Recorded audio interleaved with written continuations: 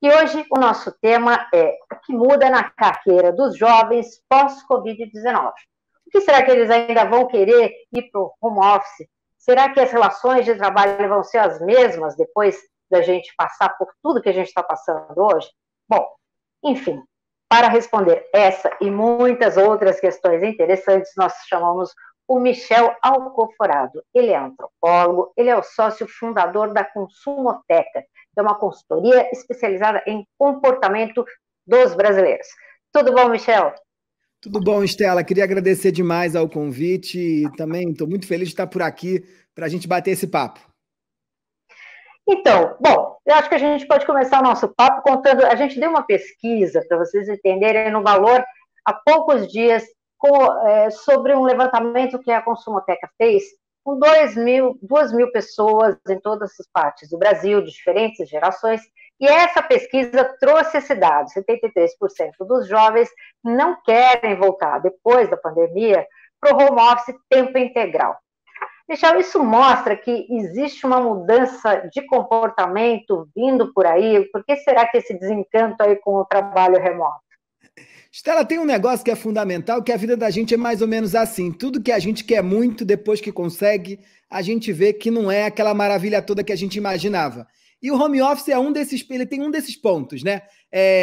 Todo mundo estava muito preocupado, né? Que home office era uma demanda super importante dos jovens, era até pacote de benefício de várias empresas, né? Tinha aquele jogo, olha, te dou 2 dias de home office, 1 dia de home office. E agora, quando todo mundo é obrigado a fazer o home office, as pessoas começam a ter saudade do dia a dia do trabalho. Por quê? Porque o trabalho é muito mais só do que a tarefa que você tem no seu computador. Ele é um contexto de ação. As conversas que você tem no cafezinho, o cigarro que você fuma lá embaixo com o amigo, o encontro na copa, no elevador, a dinâmica da sua própria mesa que você tem lá, a sua seca pimenteira, seu nome, a foto do seu marido, dos seus filhos, determinam, de certa forma, um contexto que propicia o trabalho. E as pessoas estão com saudade disso. Elas estão com saudade desse ambiente que condicionava uma dinâmica específica para trabalhar. Então, home office eu acho que ele veio para ficar, mas vai ter dia onde ele vai fazer sentido e vai ter dia que todo mundo vai querer voltar para a firma. Eu acho que para o jovem, né, que é tão ligado a essa questão digital, não foi uma questão de se acostumar aos meios que a gente foi obrigado a usar agora para trabalhar, mas acho que é uma questão muito mais ligada a essa questão social mesmo, né, de como você vai conviver com as pessoas do trabalho, de onde você vai trocar ideias, e o fato de estar confinado em casa, que é um home office com todo mundo junto, é um home office muito diferente, né? É duro, é duro. Esse home office está sendo duro para boa parte dos jovens. Sobretudo porque a gente não pode esquecer aqui 2 fatores básicos, né? Primeiro, que quando a gente tinha aquela vida onde podia ir para a rua, a vida da gente estava separada em caixinhas.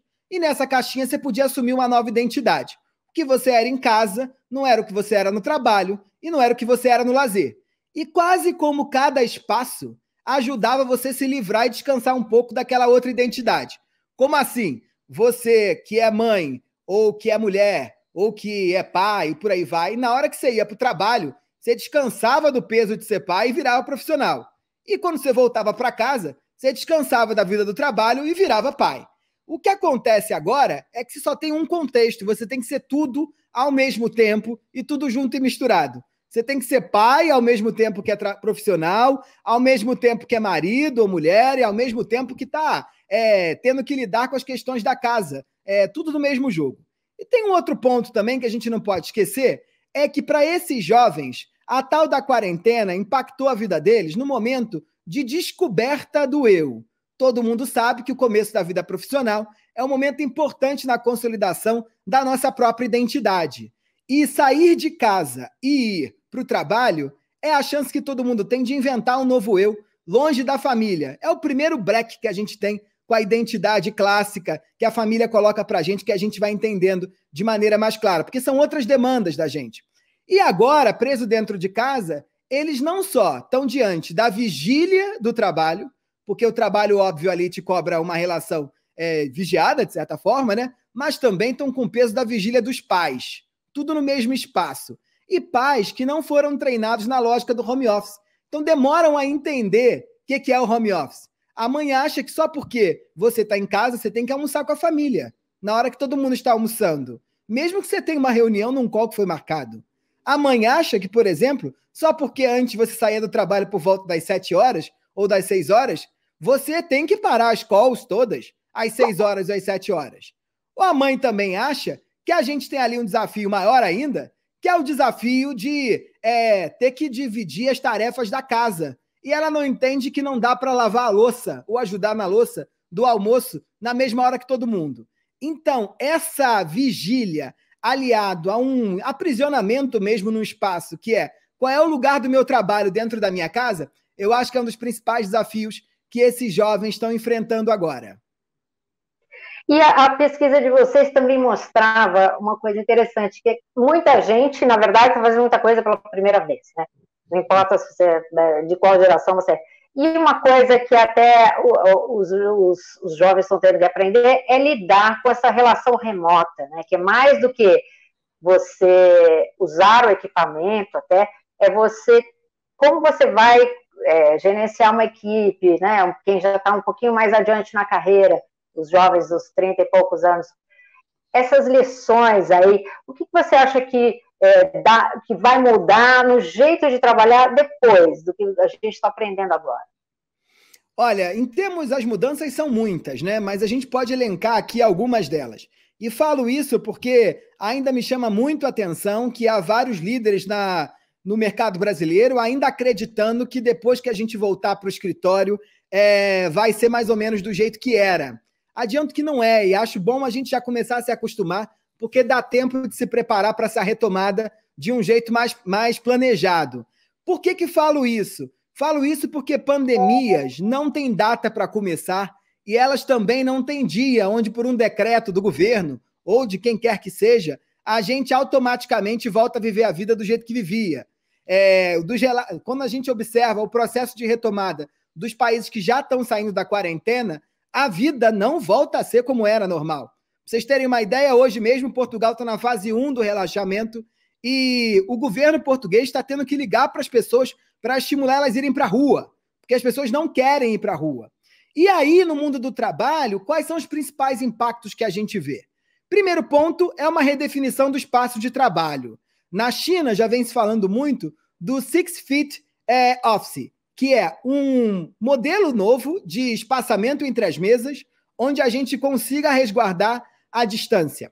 Você vê também uma preocupação muito forte com os sistemas de ventilação dos prédios. A Faria Lima, né, os grandes prédios corporativos do Brasil, sempre apostaram agora nesse modelo novo que não tem janela. Nessa hora, o ar-condicionado precisa dar conta de mais testes do que só a temperatura. Então, precisamos levar em consideração também a qualidade desse ar que está sendo condicionado e respirado. Um outro ponto importante, a gente vê como uma tendência grande, a ideia do Open Office, né? Os escritórios completamente abertos, que permitissem trocas entre a equipe e a gente tivesse um fluxo grande garantido ali no espaço. O que acontece agora nesse momento é que o Open Office pode ser um problema em termos de transmissão desse vírus entre aqueles que já foram imunizados ou que não foram ainda.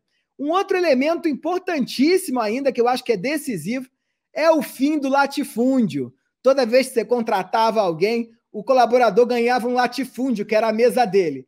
E essa mesa tinha o nome dele, o computador dele, ele colocava lá plantas, colocava lá os livros dele, colocava lá e ele só se livrava daquele latifúndio no dia que ele ia embora. Ou porque conseguia um outro emprego, ou porque mudou mesmo. E a gente vai vendo agora que esse latifúndio não pode mais. Não pode por quê? Não pode porque a aglomeração de coisas em cima da tua mesa pode ser um propagador da doença. Então, os escritórios ficam mais minimalistas. E na relação entre líderes e liderados, só para pontuar aqui uma questão que a gente pode continuar desenvolvendo, eu acho que a gente começa a valorizar mais os acordos e menos as horas. Antes, né, o mundo que está todo mundo com saudade, não estava fácil não, estava sofrido. Os casos de burnout e estresse eram gigantescos. Eram por quê? Porque a gente achava que o trabalho estava invadindo a nossa vida. Então, vem a quarentena, o trabalho invade mesmo, realmente, a nossa vida. A gente perde completamente esse jogo. E aí, os acordos transparentes e os vínculos de confiança entre as empresas e os trabalhadores, os colaboradores, eu acho que é um caminho muito importante para a gente pensar daqui para agora. As mudanças são muitas, mas eu só quis trazer aqui alguns pontos que eu acho que são importantes para a gente já começar a prestar atenção. Eu queria te agradecer muito aí de sua participação. Muito obrigada. Não, eu que agradeço demais, eu brinco sempre que conhecimento só vale se for para ser compartilhado. Muito obrigada e até a próxima.